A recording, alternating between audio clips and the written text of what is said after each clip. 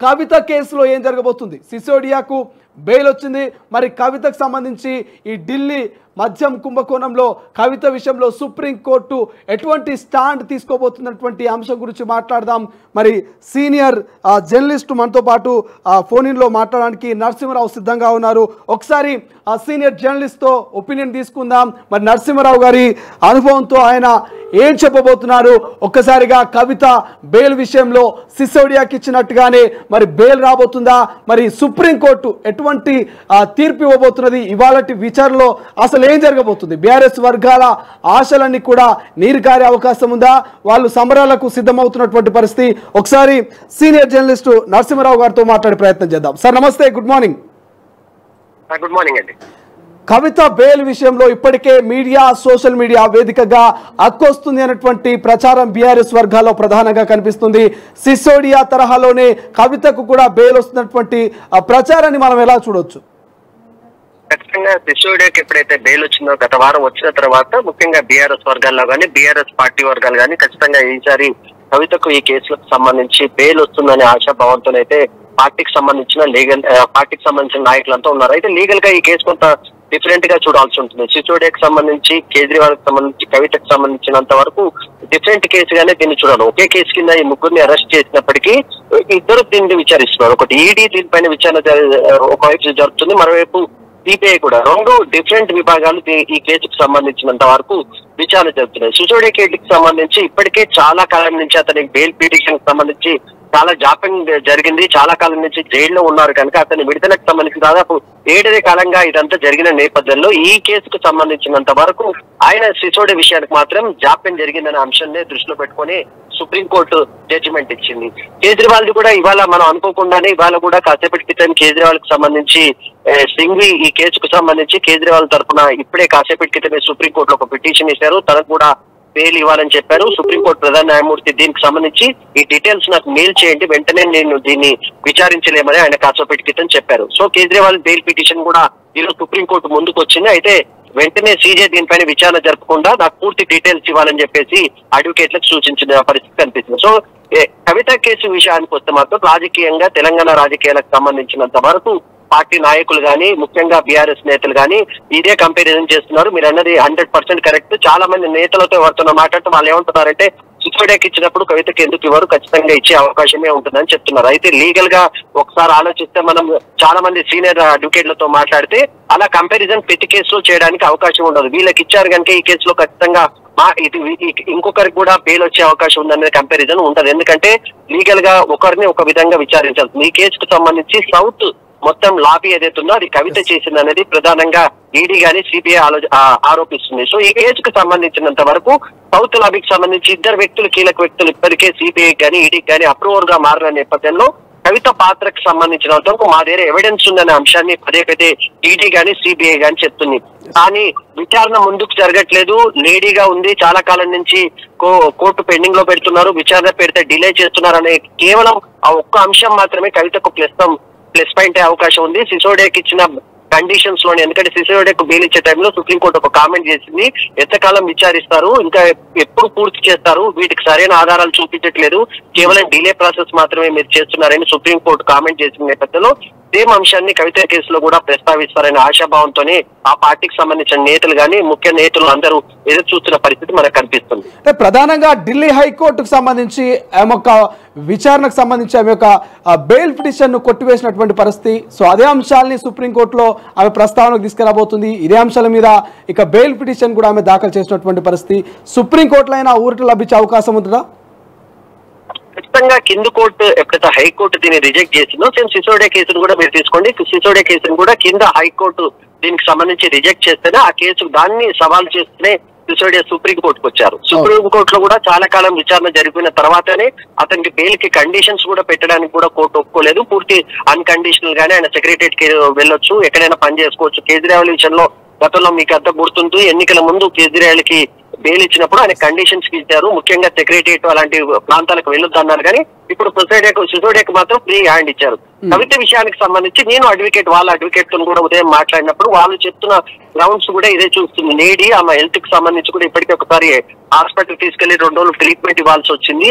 కేవలం విచారణ చేస్తామంటారు కానీ కేసును ముందుకు తీసుకెళ్ళట్లేదు. ఎంతకాలం ఇట్లా డిలే చేస్తారు? సుప్రీంకోర్టే ఒక కామెంట్ చేసింది, బెయిల్ అనేది హక్కు, ప్రతి ఒక్కరికి హక్కుగా ఉంటుంది, వాళ్ళు అడగవచ్చు అని సుప్రీంకోర్టే కామెంట్ చేసింది సిసోడియా కేసు విషయానికి సంబంధించి. ఇప్పుడు కవితకు కూడా ఇదే వర్తింపజేయాలి కనుక కవితకు బెయిల్ ఇవ్వాలనే వాదనే వాళ్ళు బలంగా వినిపించే అవకాశం ఉంది.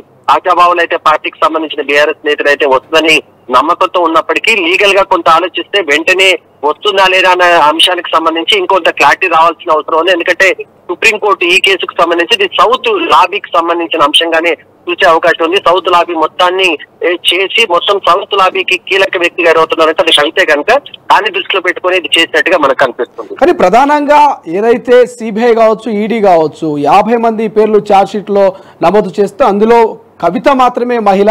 సో ఈ మహిళలకు ప్రత్యేకంగా కొన్ని చట్టాలు ఉంటాయి, ఆ చట్టాలని ఉల్లంఘిస్తుంది, ప్రత్యేకంగా మహిళలకు ఇబ్బంది కలుగుతుందన్నటువంటి వాదనలు వినిపిస్తున్నాయి. సో మరి ఒక మహిళగా ఆమెకు ప్రత్యేక చట్టం ఒకవేళ ఉంటే ఏమైనా వెసులుబాటు అయ్యే అవకాశం ఉంటుందా? మీరు అన్నట్టుగా దాదాపు 11 కేజీల బరువును కూడా తగ్గింది ఆమె, అనారోగ్య పాలైనటువంటి పరిస్థితి. ఈ సమయంలో మహిళగా సుప్రీంకోర్టు మరి మహిళగా ఏమైనా సానుకూలంగా తీర్పిచ్చే అవకాశం ఉంటుందా? సుప్రీంకోర్టులో కవిత ఈ పాయింట్ ఆఫ్ మీరు చెప్పిన పాయింట్ ఆఫ్ వ్యూ మహిళకు విచారించడానికి సంబంధించి ముఖ్యంగా ఈడీ విచారణకు సంబంధించి ఆమె గతంలో ఒక కేసును ప్రస్తావించారు. గతంలో చిదంబరం కేసుకు సంబంధించి చిదంబరం వాళ్ళ వైఫ్ ని అరెస్ట్ చేయాలని వచ్చినప్పుడు ఈడీకి సంబంధించినంత వరకు మినహాయింపు ఇచ్చింది. అదే అంశాన్ని కవిత ఇప్పటికే సుప్రీంకోర్టుకు సంబంధించి దీనిపైన బిల్ ఉంది, అది ప్రస్తుతం పెండింగ్ లో ఉంది. ఆ బిల్ పెండింగ్ లో ఉన్న సమయంలోనే కవితను అరెస్ట్ చేశారు. సిబిఐ వాళ్ళు అరెస్ట్ చేశామని చెప్పుకుంటూ వచ్చారు. దీనిపైన కూడా కోర్టులో విచారణ జరిగింది. ఆ మినహాయింపు ప్రస్తుతం కవిత విషయంలో మాత్రం లేదని చెప్పుకోవాలి. ఎందుకంటే ఈ ఆల్రెడీ పిటిషన్ సుప్రీంకోర్టులో పెండింగ్ ఉంది. ఇదే అంశాన్ని కవిత ప్రస్తావించారు. చాలా రోజులు ఆమె విచారణకు రాకుండా పోవడానికి కూడా ఈ అంశాన్ని ప్రస్తావించారు.